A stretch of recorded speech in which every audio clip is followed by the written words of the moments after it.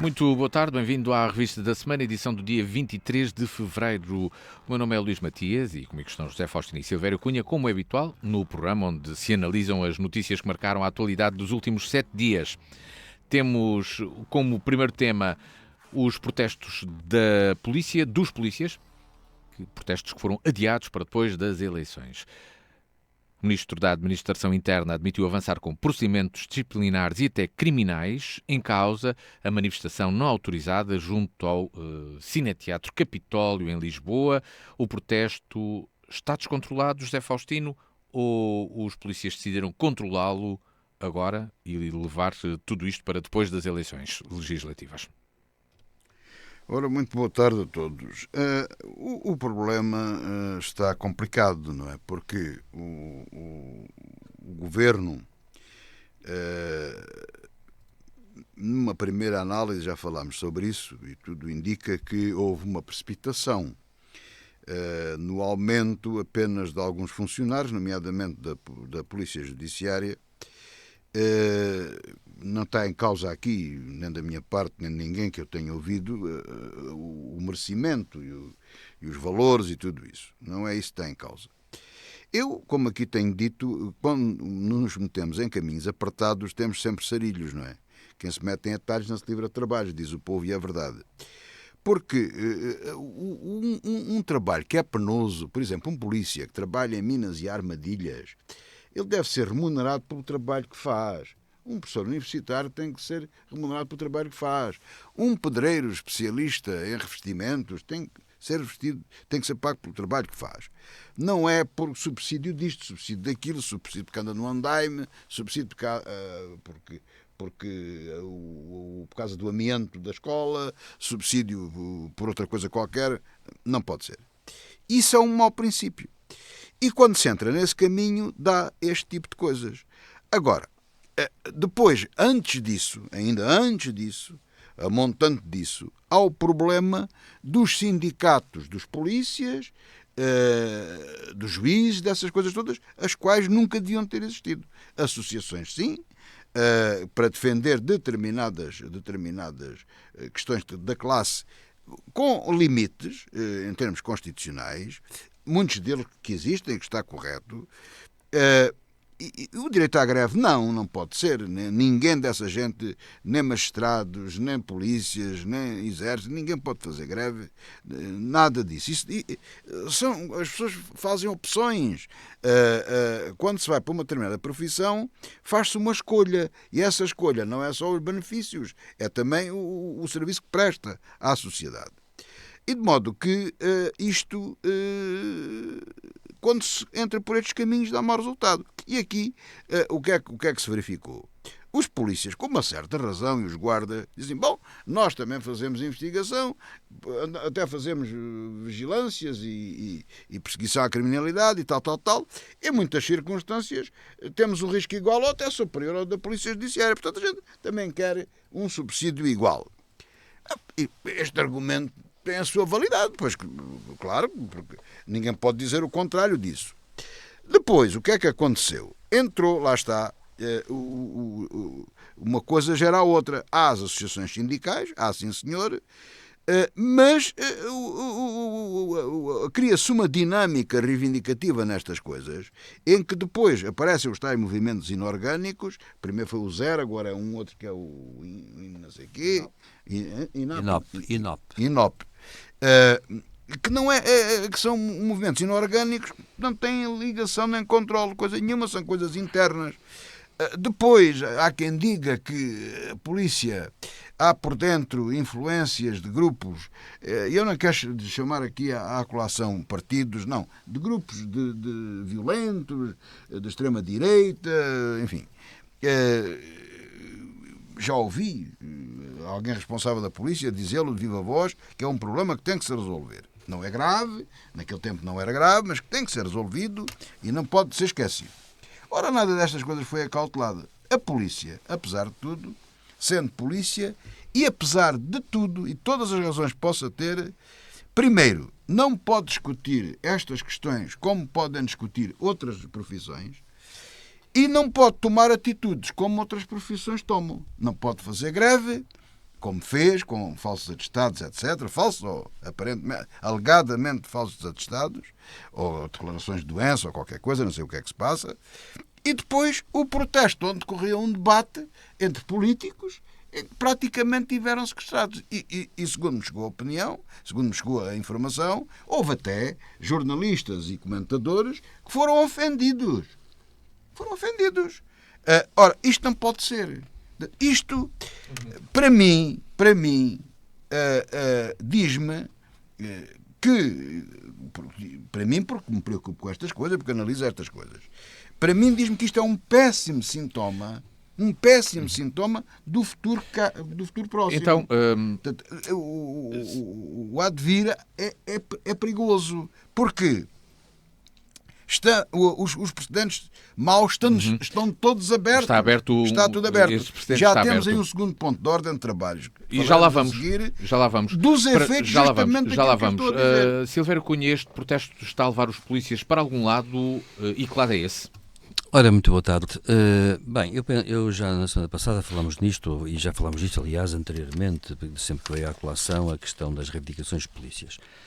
Vamos pôr, eu ponho a questão sempre em dois pés, digamos assim, em dois pilares. O primeiro pilar é este. Toda a gente sabe que há profissões onde, qualquer profissão, eu diria assim, desculpem, eu emendo. Eu ponho a questão, digamos, em 3 planos. O primeiro plano é este. Há uma coisa geral que devia ser um valor na sociedade. É que todo trabalho é digno desde que bem feito. E por isso todo trabalho é merecedor da sua recompensa. Naturalmente que agora temos depois trabalhos e trabalhos, ou seja, temos trabalhos cuja função pode implicar certo tipo de riscos, neste caso, e acontece que esses riscos, obviamente, devem ser, digamos, recompensados ou compensados. Toda a gente sabe que, eu não vou aqui discutir as questões que se discutem muito na polícia, porque é que a polícia, por exemplo, aqui anda fardada, e aí há a polícia que não anda fardada, quais são as funções disso? Isso tem influência, por exemplo, na questão dos riscos, não tem? Enfim, há uma grande discussão em torno disso, eu não vou entrar aí, mas a questão que se põe é esta para mim. Os polícias, como as forças de segurança em geral, como certas profissões, como o caso das Forças Armadas também, como a Justiça, etc., desempenham funções que estão ligadas estreitamente ao cumprimento da soberania e à manutenção da ordem e da soberania do Estado. Ora bom, quando isso acontece, o que é há de especial? Bem, há desde logo uma coisa que eu quero lembrar aqui. Todos esses funcionários, com poucas exceções juntamente com os diplomatas, e algumas exceções que existem mais, legais, ou que têm equivalências desse tipo, são pessoas que têm nomeações, ou seja, têm lugares vitalícios e que só por razões disciplinares podem ser, digamos, postos fora deles. Portanto, só por razões de, digamos, ou comissão de crimes. Portanto, não são lugares garantidos. E isso conta para aquilo que se chama um plano de vida e conta para efeitos, digamos, de valorização do que é o lugar da pessoa. Hoje em dia, sobretudo, há pessoas cujos lugares são precários permanentemente. Os polícias não é esse caso, com os diplomatas, militares e outros. Portanto, têm essas nomeações especiais. Precisamente, os trabalhadores passaram a ter, em geral, o trabalho em funções públicas, deixaram de ser funcionários públicos, exceto precisamente algumas profissões ou algumas categorias profissionais, entre as quais estão os polícias e forças de segurança. Portanto, isso conta. Em segundo lugar, a questão é esta. Toda a gente sabe que os polícias, eu tenho dito sempre aqui, eu nunca tive problemas nenhums com as forças de segurança e, pelo contrário, sempre achei que, quando vi atuar, mas também não tenho grande experiência aí, mas quando os vi atuar, sempre achei que atuaram com correção. Embora, eu sei que esta opinião não é partilhada por muita gente, mas eu julgo que a polícia tem uma dificuldade, que é esta. Quando vem manter a ordem, obviamente tem que, por vezes, usar a força, deve usá-la em termos proporcionais, mas tem que a usar. Portanto, nós não podemos, digamos, como dizia o Max Weber, se me permitem, digamos assim, a citação, é o Estado a exercer o seu monopólio da coação física legítima. Portanto, é mesmo assim. Ora bom, os polícias, toda a gente sabe que eu tenho, portanto, boa impressão das forças de segurança em geral, acho que são eficientes, eficazes, não vou discutir também a questão da Polícia Judiciária, mas acho uma coisa, acho que essas forças de segurança são forças de segurança que realmente, na base, são mal pagas e deviam ser até mais qualificadas. Portanto, eu penso que não é o caso da Judiciária, mas é o caso das outras forças de segurança. Ou seja, eu penso que nós devíamos ter polícias mais bem pagos e mais qualificados. E acho que isso é importante e acho que a luta por isso é muito importante. Agora, o que é que está a acontecer? O que está a acontecer é claro que é uma manifestação típica de neocorporativismo, que aliás acontece com muitas outras profissões, como vamos falar. Ora, o Estado, o maior risco que pode correr, esta questão já se levantou nos anos 70, e foi uma questão levantada e até associou-se muito a isso um problema que foi na altura até teorizado como sendo o problema da crise da legitimação dos sistemas políticos, porque quando o Estado não tem uma visão global de salários, uma política global de salários, obviamente que permite o neocorporativismo. Porque então o que é que sucede? Todas as profissões acham que a sua profissão é a melhor. E claro que ninguém pode negar uma coisa, que um mineiro, ou um marinheiro, ou um polícia, ou um bombeiro, ou um professor, ou um médico, ou um enfermeiro, todos acharão e dirão sempre assim, há um ângulo pelo qual se pode aferir que eu valho mais, ou que a minha profissão é melhor. Não se vai discutir isso por uma razão, porque essa é uma questão subjetiva. Portanto, o que é que falta aqui? Falta aqui política de salários, uma política pública de salários, uma política de salários no plano da sociedade. Isto também mostra outra coisa, fragmentação no plano da sociedade social. Ou seja, a sociedade não se vê como conjunto, vê-se como grupos de interesses, que lutam uns contra os outros ou uns em desfavor de outros. Porque é claro, vamos ser claros, toda a gente sabe que hoje pedir um aumento X para um grupo profissional significa não aumentar esse X noutro grupo profissional qualquer. Finalmente, há um problema que se passou com as polícias. Não é admissível que quem mantém a ordem faça uma manifestação espontânea, entre aspas, porque não foi espontânea, foi organizado, e já há provas disso, já foram interceptadas as comunicações em grupos WhatsApp, etc. Portanto, foram organizadas e tidas como espontâneas e foram dirigidas para ali. Mais as afirmações infelizes foram feitas por alguns dirigentes sindicais. É evidente que a manutenção da ordem não é compatível com aqueles que têm que manter a ordem, a ver, digamos assim, uma manifestação que é, em si mesma, a desordem. Com que cara é que amanhã a polícia pode intervir numa manifestação não autorizada, que não tenha violência, que se limite a cantar o hino nacional, que agrupe 5 mil pessoas e que vá, sem qualquer, espontaneamente, entre aspas, fazer manifestações em frente da polícia, do Comando-Geral da Polícia, contra a polícia. Como é que a polícia vai resolver o problema? Com o exemplo que deram aqueles polícias? Esse é um problema que se põe. E é um problema que é grave. Portanto, Dentro o que acontece? grupos... Eu gostaria de dizer apenas, somente, que isto, portanto, acho que, e partilho da tese, eu já disse aqui isto muitas vezes, e até desde há 2 ou 3 anos, ou 4 anos, falámos nisso já. Eu sou contra sindicatos na polícia, nas Forças Armadas, também nos órgãos de soberania, ou seja, tem que haver associações que discutam condições laborais em termos que devem ter canais bem claros. As greves não são permitidas por uma razão, porque é assim, há uma pergunta que se faz sempre, e deixe-me terminar com isto, que é importante, mas e passando para o ponto seguinte, que eu não retirei aí, que é, há uma pergunta irónica que se faz sempre em teoria de direito, que é, quem policia ou polícia?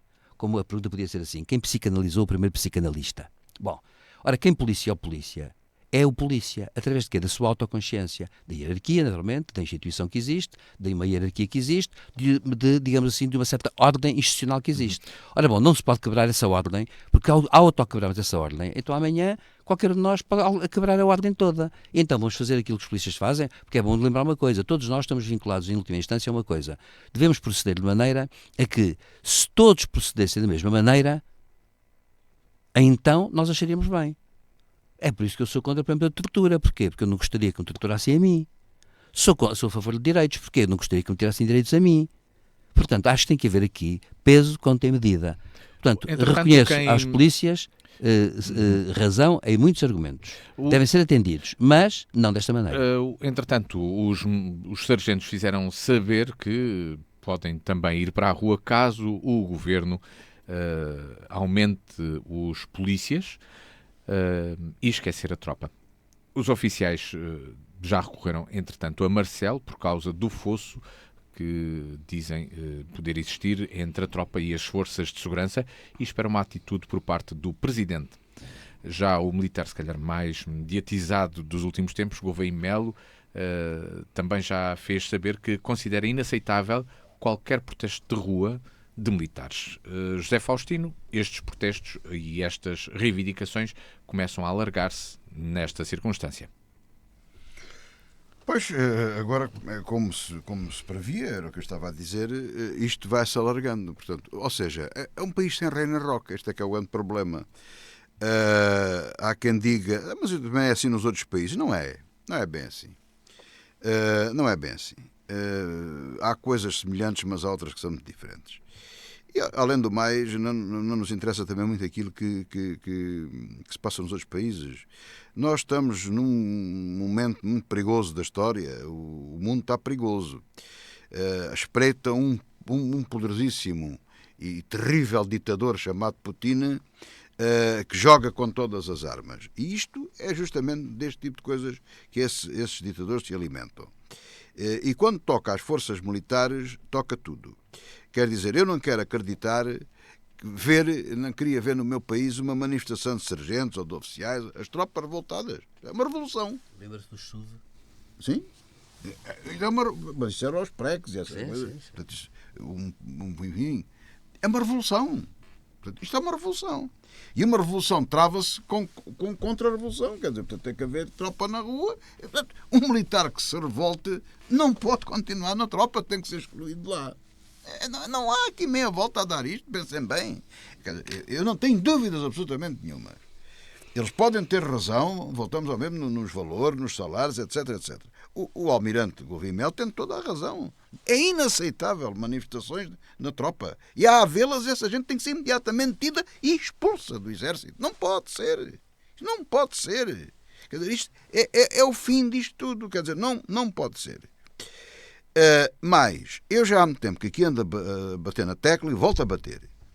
Portugal, não é lá porque diz o Trump, Portugal tem que cumprir aquilo que acordou no âmbito da NATO e tem que orçamentar 2% do que lhe pertence, tem que ser para a defesa e para a segurança. Mas não é para pagar às pessoas.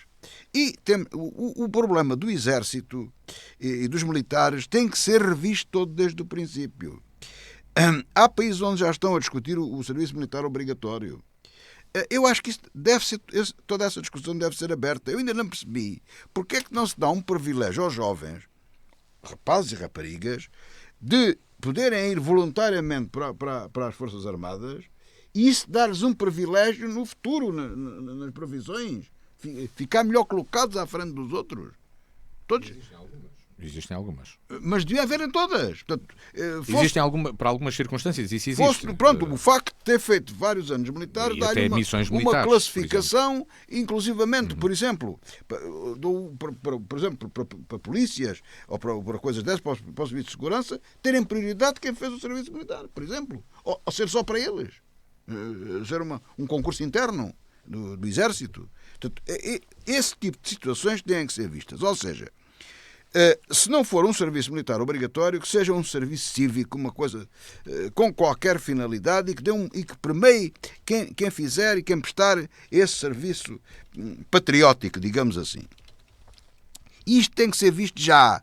E as pessoas têm que se sentir bem, porque não há pior coisa, seja em que circunstâncias for, seja em guerra, seja em paz, que é um exército um exército andar revoltado, andar mal.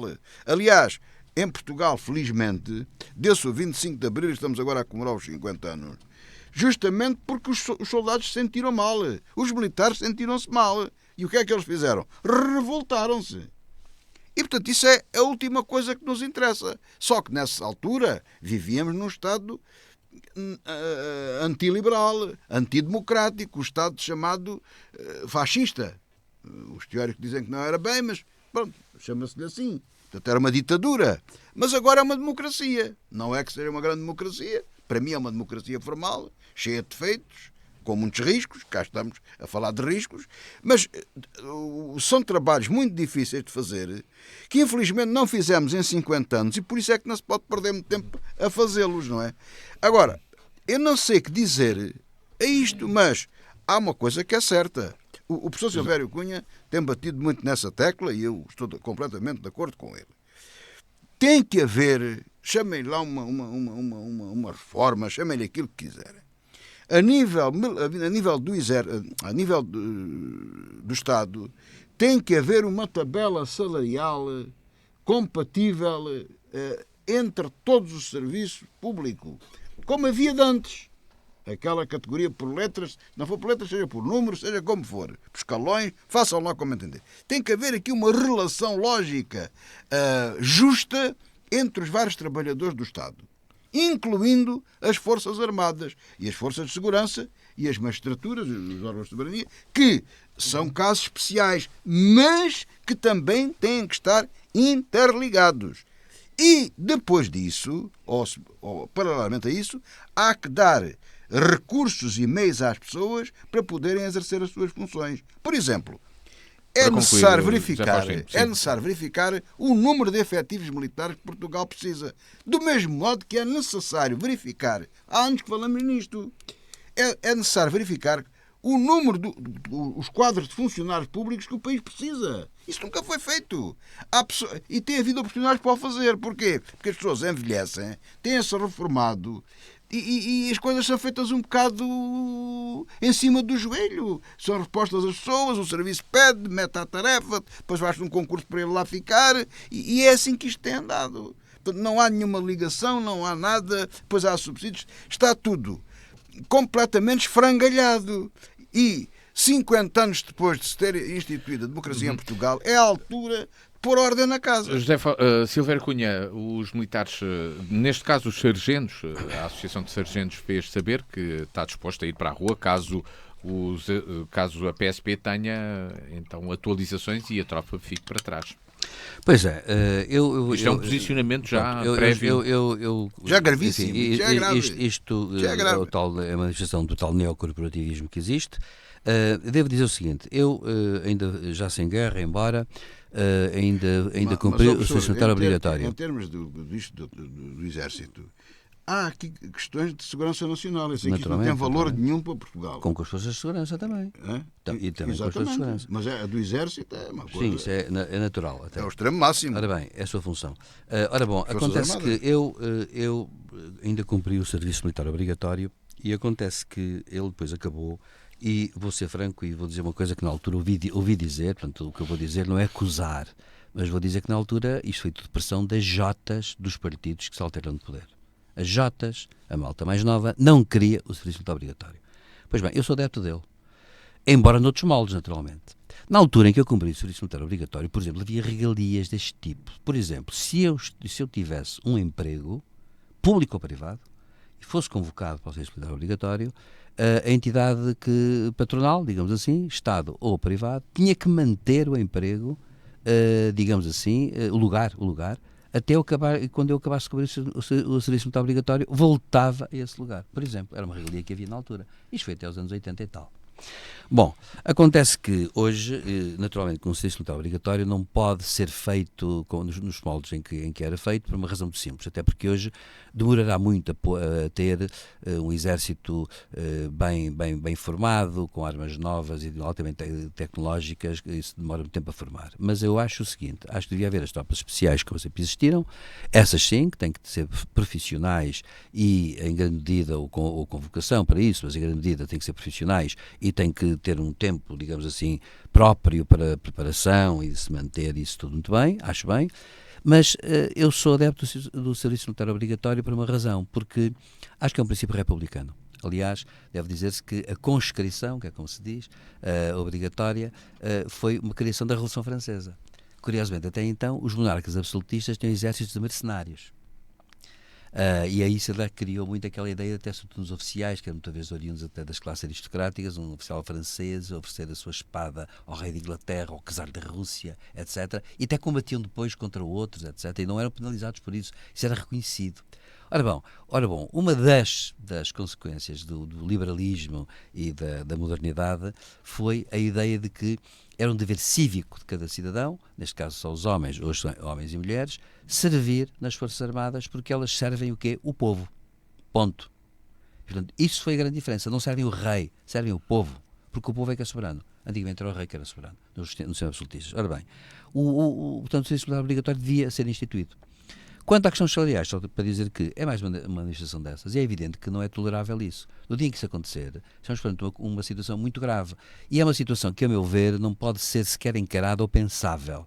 O que mostra, uma vez mais, que há uma fragmentação enorme. As pessoas andam todas descontentes, porque isto faz lembrar a história, não é? Que eu não vou repetir, da camisa do homem feliz, que era feliz porque não tinha camisa. Porque toda a gente era infeliz. Ou seja, toda a gente tinha camisa, era infeliz. Uns querem puxar chove, outros faz sol, outros porque é assim, outros porque é assado, uns porque gostam da noite, outros gostam do dia, e ninguém, na verdade, anda satisfeito com nada. Pois é, mas acontece que vivemos numa sociedade que também, ao mesmo tempo, não está desprovida muito desses valores. Ou seja, hoje em dia há a ideia, uma percepção e ideia de que nós podemos ter tudo, porque vemos na publicidade, toneladas de publicidade que nos dizem que podemos ter tudo, que tudo é maravilhoso, fantástico. Onde reparar que nos programas de televisão toda a gente que é apresentada é sempre genial, maravilhosa, única, embora 3 meses depois ninguém fale deles. E, portanto, acontece que este tipo de sociedade... Que é uma sociedade, perdem a validade. Perdem a validade. Este tipo de sociedade que é de tempo acelerado, de inércia que não serve para nada, de trabalhos que também muitas vezes não têm sentido nenhum. Acontece que tudo isto é sinal de uma grande crise que existe na sociedade e que urge pôr cobre. Aliás, eu entendo estas crises como, digamos assim, gritos da sociedade, gritos inconscientes, do inconsciente coletivo, e que nestes dias vão ter que ser corrigidos. Agora, chama a atenção para uma coisa: é melhor serem corrigidos no âmbito do Estado de Direito, com ordem, do que na desordem. Porque se houver desordem, vai haver muita violência. Entretanto, em Évora, na mais recente reunião de Câmara, o vereador do PSD, Henrique Sinsim, levantou o tema da criminalidade na cidade e propôs reclamar mais meios junto do Governo. De acordo com este vereador, GNR e PSP do Conselho têm 2/3 dos efetivos necessários. O presidente da autarquia, Carlos Pinto de Sá, da CDU, mostrou a disponibilidade para a autarquia enviar um ofício ao Ministério da Administração Interna. O tema surge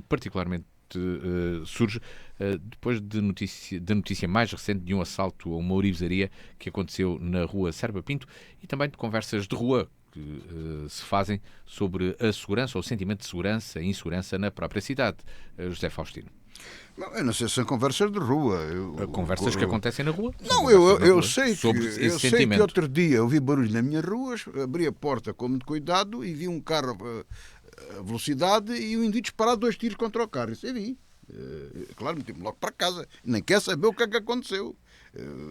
Parece que ontem também estava tudo cheio de polícias, de todo o lado. Também não sei o que aconteceu. Nem quero saber. É uma coisa que eu não quero saber.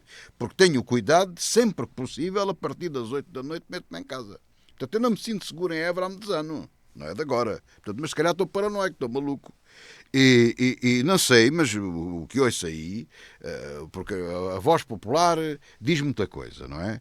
Há coisas que nós vemos logo que não faz muito sentido. Mas, recentemente, e eu quero aqui saudar o vereador Sinsim, porque tem toda a razão, e a Câmara também saudá-la porque faz a participação ao Ministério competente, acho que fazem muito bem, sim senhor, é para isso que a Câmara também serve. E era bom que tivesse uma polícia municipal, não houve tempo para falar, que eu gostava de falar sobre isso, que eu acho que a Polícia Nacional devia acabar de haver, era a Polícia Nacional, a Guarda, era a Guarda Nacional e a Polícia devia ser municipal. Devia ter para garantir também a segurança das ruas, o barulho, a agitação. Não é? É certo que, quer dizer, nós não queremos uma paz dos cemitérios, não é isso que queremos. Mas também não se pode chegar ao extremo, como já acontece em Lisboa, de andar para ali a regulamentar coisas já num estado de aflição, porque há moradores, há pessoas que não conseguem dormir. Claro que as pessoas também têm direito a divertir-se, ou seja, as coisas não são feitas atempadamente. E a liberdade, como dizia, portanto, liberdade é uma coisa e libertinagem é outra. Portanto, a democracia quer liberdade. E as pessoas querem liberdade e têm direito a exercer a sua liberdade. Mas o limite dela, como todos sabemos, é exatamente a liberdade do outro. Portanto, eu não me posso sobrepor à liberdade do outro. E isso em 50 anos não tem sido acautelado. É um país seguro. Évora, isto é uma paz da alma. Não acontece nada. Não é bem assim. Acontecem coisas. Como é evidente, acontecem coisas. À boa maneira alentejana, à boa maneira portuguesa, tentam-se apaziguar as situações. O que é certo, eu como cidadão e pessoa interessada nestas coisas, a sensação que tenho, e espero não estar paranoico, é que o problema tem sido gradual, tem aumentado proporcionalmente, e a sensação que tenho cada vez é de mais insegurança. De dia, ainda vá que não vá, ainda se vai andando e tudo mais. Mas eu à noite não me sinto seguro. E aquilo que me chega e aquilo que ouço falar às pessoas é começa a sentir-se um clima de insegurança. Eu não estou aqui a querer ser alarmista nem nada disso. Eu estou a dizer isto justamente a solidarizar-me com o vereador e com a Câmara, e com o seu presidente, com todos eles, que apresentaram ao Ministério competente para evitar males menores e para resolver um problema que está de facto a acontecer. É só isso. Sr. Cunha, existe esta preocupação que agora está no município. Já em tempos chegou a ser proposta um sistema de videovigilância na cidade, não avançou por questões legais, por diversas questões legais, do qual não tenho agora aqui por nós. Mas devia ter avançado. Uma pena. É uma preocupação na cidade e esta falta de efetivos Bem, isso é um valor um pouco surpreendente. Pois, a segurança é um valor em si mesmo e, portanto, nós temos de ter segurança e temos de ter meios para que garantam a segurança. Eu, por acaso, não penso que a videovigilância seja assim tão eficaz como se pensa, porque há estudos que mostram que quando a segurança aumenta muito em certas zonas, digamos assim, a insegurança aumenta muito noutras, não é? Isso até há estudos muito curiosos que mostram isso, até em função até dos territórios dos países. Mas professor, essas coisas é melhor tê-las do que não tê-las. Não, depende. Se houver câmaras, discutem-se os ângulos mortos e tal, não, mas algumas coisas vêm-se. Sim, mas acontece que como não se pode pôr câmaras em todo lado. Eu só assisti sem câmaras e elas lá tivessem. Aquilo que eu vi, o outro dá tiros, eu tinha comunicado à polícia para eles verem nas câmaras o que é que lá estava. Pois, mas acontece que as câmaras têm grande inconveniente. Mas as câmaras têm um grande inconveniente, é que o securitarismo, que essa é uma tendência de poder, nós sabemos como é que é na China, por exemplo, em que há câmaras por todo lado. Mas isso aí é diferente. Não é diferente, não é diferente. Aqui são câmaras para defender a democracia. Eu sei. Mas, e lá é para defender a ditadura. Mas os filmes ficam e o poder passa. Por causa disso é que as coisas não se fazem. Mas eu prefiro mais polícia e mais meios. Acho que deve haver mais meios de segurança, está bem, mas isso são os custos naturais da segurança. Portanto, acontece que a segurança exige mais meios. E, portanto, eu solidarizo nesse sentido. Claro que uma coisa é o sentimento de insegurança, outra coisa é a insegurança efetiva. Há sempre um decalagem nisso, porque as pessoas que muitas vezes sentem-se inseguras pelas mais diversas razões, e acontece que nem todas as razões correspondem a uma insegurança verdadeira. Se houver uma câmara lá na sua rua, o senhor tem algum problema? A questão não é essa, a questão é o princípio. Eu dou-lhe um exemplo. Um polícia consegue ver 20 ruas. Sim, mas acontece que eu... E se ele lá andar, presencialmente vê uma de cada vez. Mas sabe que as experiências que são feitas nem sempre têm funcionado bem. E vou-lhe dizer mais. E o princípio é este, sei lá, se me der na cabeça ir passear para a Praça de Geraldo às 3 da manhã... Sim. Eu tenho direito a que nenhuma câmara saiba e alguém saiba que eu andei a passear às 3 da manhã. Pronto, o princípio é este. Agora, tem que haver mais polícia. Eu fico, aliás, quando à noite saio e quando passo por um agente da polícia, às vezes as ruas são muito desertas e há um agente da polícia aqui e acolá, por vezes vê-se só um carro, o que aliás é uma diferença que eu noto, talvez por causa da falta de efetivos. Antigamente havia polícias fixos em certas zonas, até podiam ser aos pares, para evitar, enfim, maior insegurança dos próprios agentes, e eu quando passo por eles até fico satisfeito, deu-os saúde sempre e tudo isso, porque eu acho que de facto isso é que dá a sensação de segurança efetivamente. Aliás, a polícia foi dada certo para isso, exatamente, estar nos sítios para garantir, digamos, dissuadir. E, portanto, sei lá, eu acho que, agora não faço ideia, portanto, o que eu vou dizer não se escreve porque eu não faço ideia nenhuma. Mas, sei lá, eu gostaria de saber, por exemplo, que 24 horas por dia estão pelo menos 2 polícias na Praça do Geraldo, por exemplo, ou com carro. Devia estar uma coisa desse tipo. A polícia certamente sabe quais são as zonas mais problemáticas da cidade onde ocorrem mais incidentes e deveria ter um policiamento mais forte, digamos, ou presencial mesmo. Eu devo lembrar uma coisa, nos anos 90 eu vivia num outro sítio, mas vivia ali no centro histórico, e acontece que nos anos 90 lembro-me de que houve ali no centro histórico, na rua dos Mercadores, por exemplo, alguma insegurança mesmo durante o dia. E houve casos graves, inclusive, houve até casos graves mesmo de crimes que podiam acabar em homicídio. E lembro-me de uma vez passei às 4h30 da tarde na Rua dos Mercadores e vejo 3 polícias das forças de intervenção a passear e a patrulhar aquilo. E sabe uma coisa? Desapareceu. Esses casos desapareceram todos ao fim de um mês inteiro estar lá a polícia a ver, acabarmos a aparecer. Porquê? Porque a grande parte também da delinquência, em grande medida, é uma delinquência que também vem de certos sítios e depois só se aguenta nesses sítios se houver, digamos, aquilo que eu chamo algo que alimente. Ora bom, se houver um policiamento a sério, obviamente que essa alimentação é quebrada ou deixa de valer a pena. Portanto, eu penso que é um bocado isto. Além de que deve haver uma segurança preventiva e para isso é que servem também as forças policiais e a Polícia Judiciária. Portanto, eu acho que, agora, a Polícia Municipal, sem dúvida, e saúde também o vereador e a Câmara pela atitude que tomam. De Évora passamos para uma outra realidade mais distante. Na semana passada já falámos da morte de Navalny. Neste momento o corpo de Alexei Navalny ainda não foi entregue à família. Já se desenvolveram inúmeras notícias sobre a morte de Alexei Navalny, e sendo que o óbito foi declarado no dia 16 de fevereiro. Também já existiram outras declarações. José Faustino, de documentário. José Faustino, porquê é que as autoridades russas estão aqui a demorar este tempo todo a entregar o corpo de Alexei Navalny à família? Eu em princípios históricos e para estudo, eu não tenho conhecimento, não sei se a professor Silvério Cunha tem, eu não tenho lido algumas coisas sobre isso. É a primeira vez que temos um cadáver preso. Não será a primeira vez. Não, mas é um dos casos. Não, professor, o que é conhecido é haver uma ocultação do cadáver enterrado em parte incerta, mas o que ali parece acontecer é uma prisão do cadáver. O cadáver está preso. Não dão à família. Vão dar ou estão a negociar a forma de dar à família ou coisa. É evidente que, ou para acabar esta parte, o que normalmente as ditaduras fazem é acabar com o problema e livrarem-se do corpo, portanto, enterrar em parte incerta. Lembremos-nos, por exemplo, daquela ação contra o Bin Laden, por ordem presidencial, foi atirado ao mar, acabou-se o corpo, aquilo acabou-se tudo, e para não haver romarias e para não haver essas coisas e por aí adiante. Isso é conhecido. Agora, esta situação de exercer um poder soberano a todos os níveis, de dizer está aqui, mas está preso, o cadáver está preso, isto é novo, isto nunca se viu, eu não me lembro.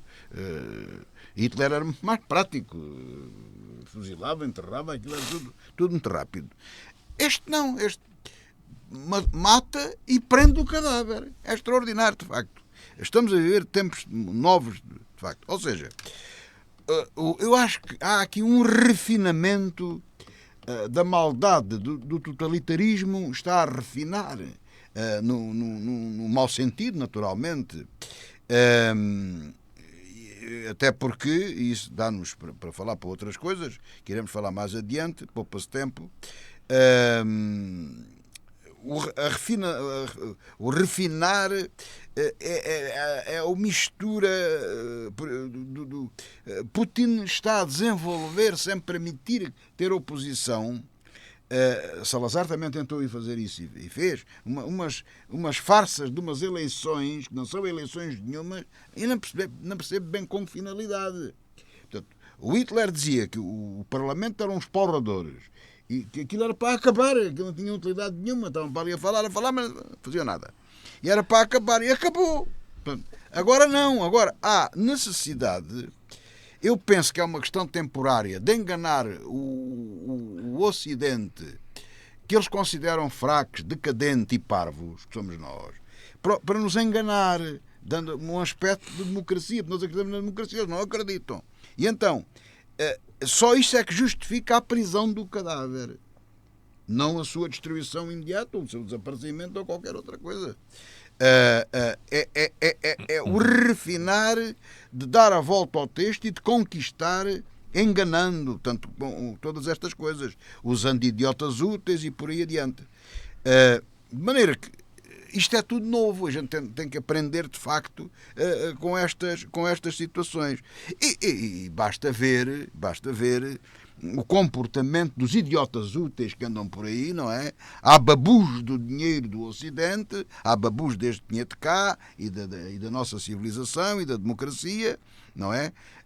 Mas ao serviço de Putin. Portanto, sempre houve a quinta coluna, sempre existiu, mas com estes requintes de sabugice pública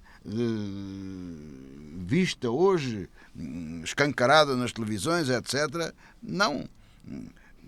Nunca vi nenhum ditador com necessidade de humilhar a mãe do falecido. Até aqui, ou a senhora desaparecia, acontecia, e desaparecia com o filho, acabava-se aquela coisa toda, não é? Mas não. Tudo isto é novo. Silvério Cunha, é um totalitarismo novo este?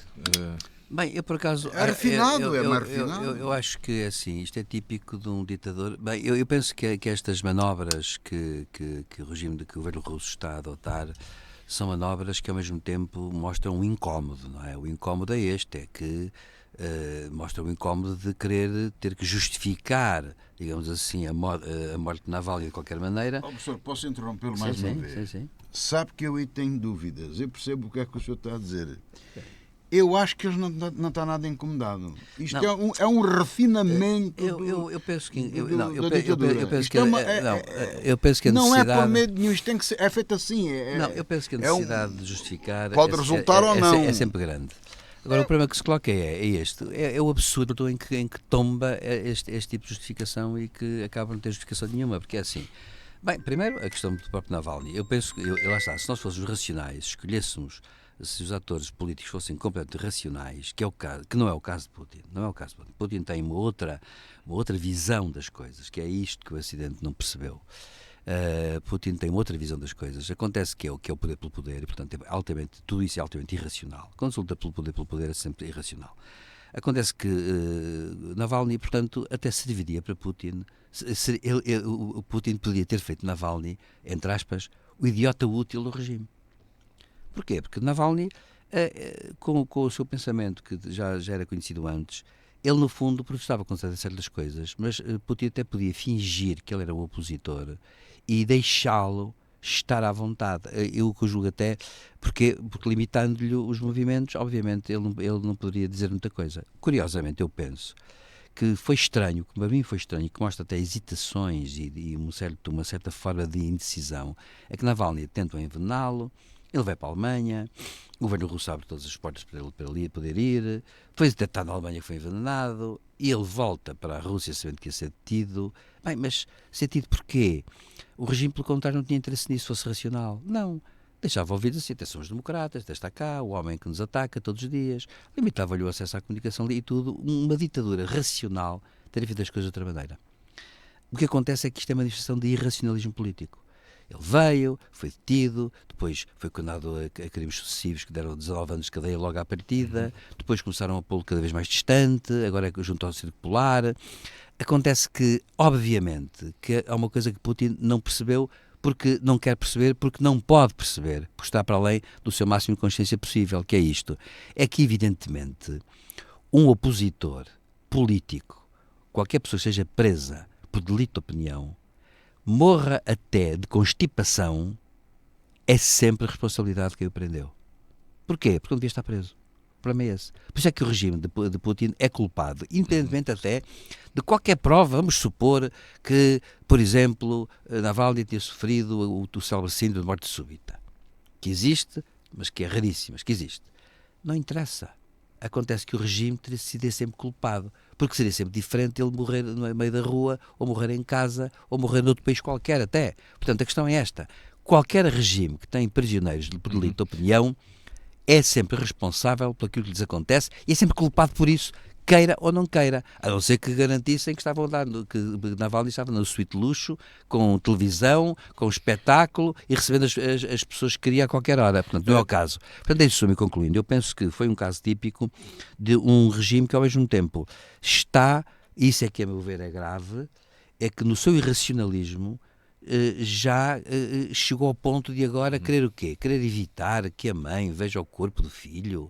Mas onde é que isto é normal? Isto até vou dizer uma coisa que agora, para finalizar, eu sei que isto é uma coisa mais ética do que uma questão política de poder imediato. Mas a nível ético-político de a longo prazo, isto mostra uma grande fraqueza de Putin, que é espantoso.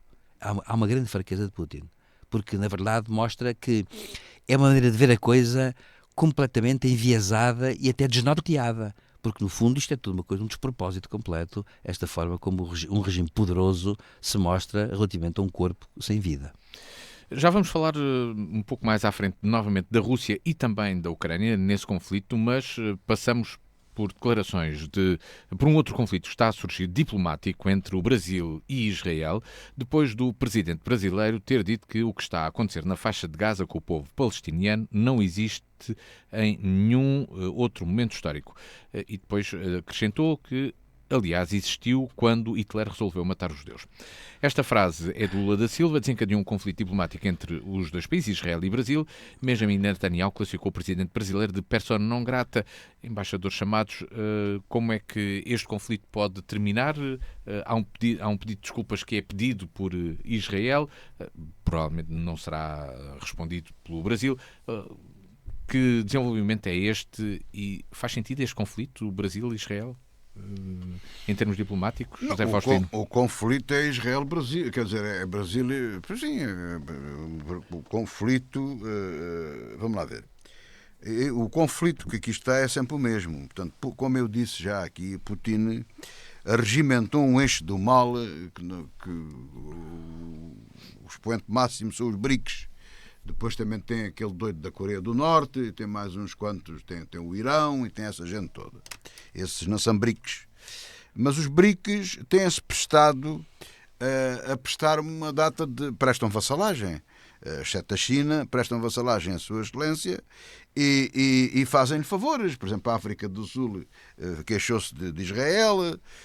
Agora o Lula disse, e eu vi várias vezes a mesma filmagem, disse que é um genocídio, coisa que nunca existiu, e passado 10 segundos, bom, houve uma vez, quando o Hitler quis matar os judeus.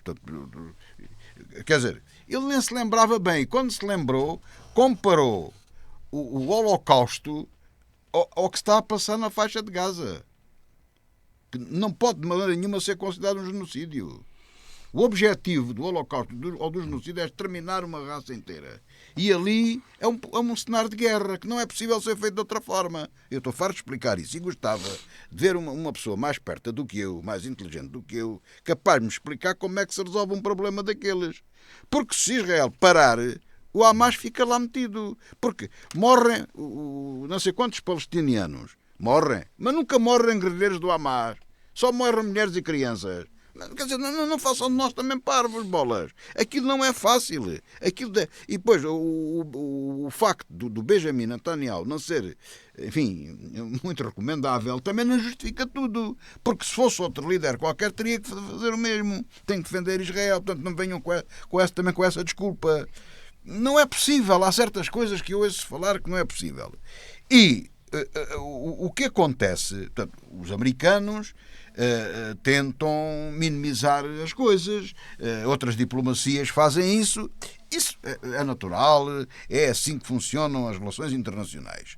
Agora, a atitude de Lula, com toda a franqueza e com toda a dureza daquilo que vou dizer, mas assume a responsabilidade, fez o papel, se não o é, acho que o é, alegadamente é, mas fez o papel de lacaio de Putin. Completamente. Mas completamente.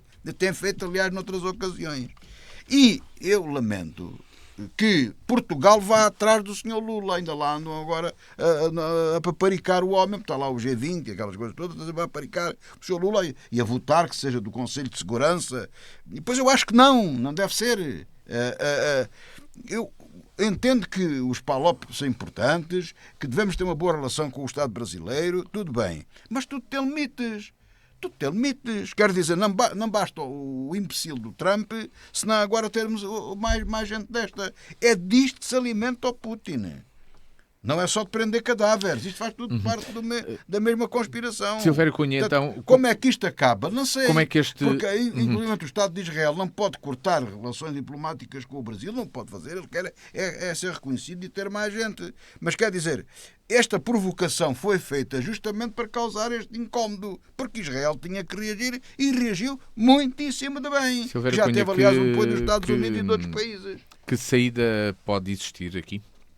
Bem, eu começo por dizer que genocídios sempre existiram, até lembro um deles que, inclusivamente, causa muitos incómodos aqui na Europa, que foi o genocídio em 1915 dos arménios, feitos pela Turquia, que a Turquia sempre negou e continua a negar, e que sempre que um parlamento, como aconteceu com... Mas quantos é que morreram assim? Morreram milhões também. Milhões? Sim. Mas ali só estamos a falar em centenas. Sim. Pois, mas na Arménia Há genocídio. E acontece. Há lá 2 milhões de pessoas, é preciso muito tempo para acabar com eles, não é? O objetivo não é esse, mas é evidente. Que quando a Assembleia Nacional Francesa reconheceu o genocídio do povo armeniano, por exemplo, a Turquia, enfim, enfureceu-se e protestou, etc. Os genocídios, infelizmente, sempre houve, e deportações também, etc. Bom, primeiro ponto. Segundo ponto, a questão do Lula-Israel.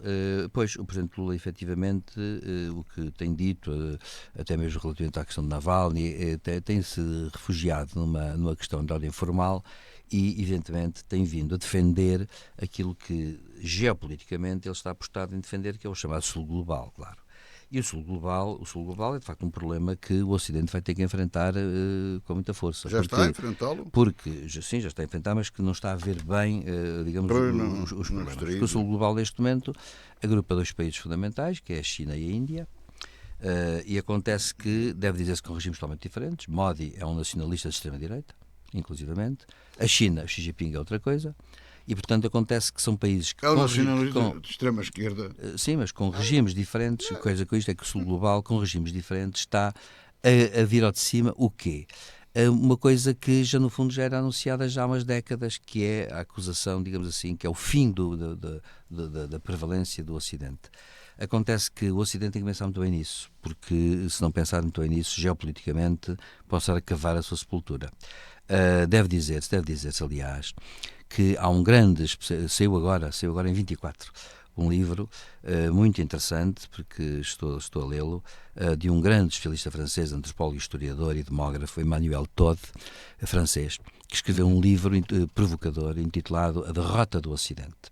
E ele tem sido muito entrevistado, tem entrevistas, aliás, no YouTube há muitas entrevistas com ele, já de hora e meia, portanto são entrevistas em que ele pode falar à vontade, com pessoas a contrapor-lhe questões, e ele diz, atenção, eu não estou aqui a defender o Sul Global, estou a dizer é que o Ocidente tem tido uma geopolítica errada relativamente ao Sul Global e não tem conseguido isolar, obviamente, digamos assim, a Rússia de Putin. Claro que Todd tem umas opiniões que depois, geopoliticamente falando, são sempre mais complicadas, porque, como nós sabemos, a ideologia geopolítica não é igual à ideologia em política interna. E, normalmente, as pessoas da opinião pública, como os nossos ouvintes, por exemplo, identificam a geopolítica interna com a geopolítica global, com as ideologias internas com as ideologias globais, e delas não são a mesma coisa.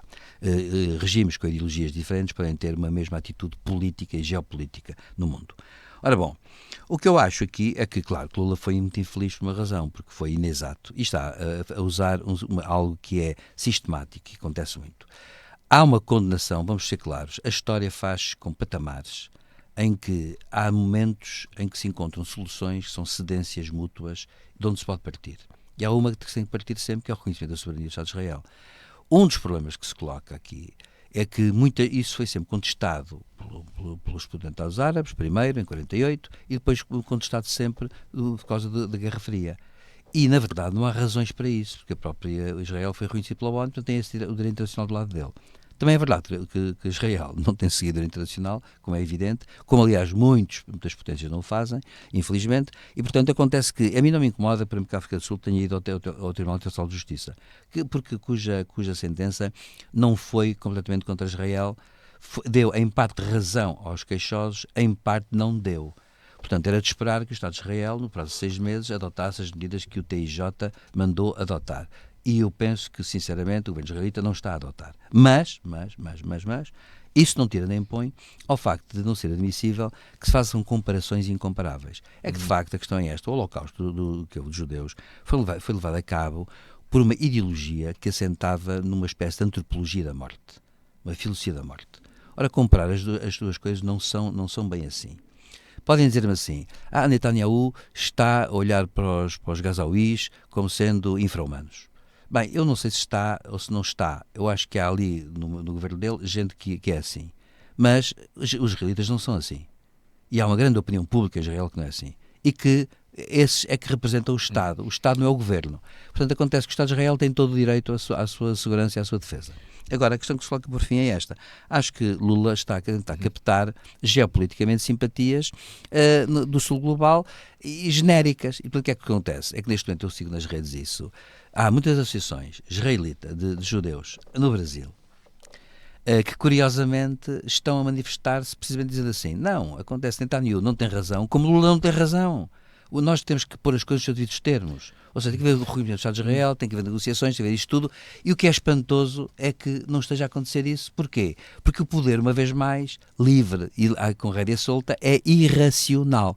E Lula, neste caso, teve a meu ver um discurso com uma saída irracional, claramente irracional. Como o nosso programa também vai para o ar a 24 de fevereiro de 2024, data em que se assinalarão os 2 anos da invasão da Rússia na Ucrânia, há uma questão de partida. Os objetivos estratégicos iniciais de Putin eram a mudança de regime, destruição das forças armadas ucranianas, subjugação da população ucraniana, controle dos mares Negro e Azov e enfraquecimento do Ocidente com divisões na NATO, na União Europeia e nos Estados Unidos. Que objetivos tem agora Putin, José Faustino? Os objetivos são os mesmos. É tomar conta da Ucrânia e não se ficará por ali. Depende de como as coisas decorrerem. Agora, ele avaliou mal o caso. Eu sempre aqui disse que o exército russo, tirando a parte nuclear, não tinha a força que se pensava que tinha, e de facto não tinha, porque se tivesse, tinha, ele próprio avaliou isso mal. Mas há uma coisa que eu avaliei mal, e não esperava a capacidade de regeneração russa. Portanto, ele está a repor com alguma rapidez, para mim, surpreendente. Portanto, ele não tinha a força que pensava que tinha. Os ucranianos, com muito menos capacidade, com as ajudas coxas que têm tido do Ocidente, cá está o tal problema, porque Putin já tem agentes em todo o lado. Agora, até aqui em Espanha, na Catalunha, há ramificações disso, de ajudas a nacionalistas catalães. Eu estou convencido, se digo que Lula é um lacaio de Putin, aqueles senadores republicanos, lacaios de Putin, são como Trump. Um cobardolas, um imbecil, que é um lacaio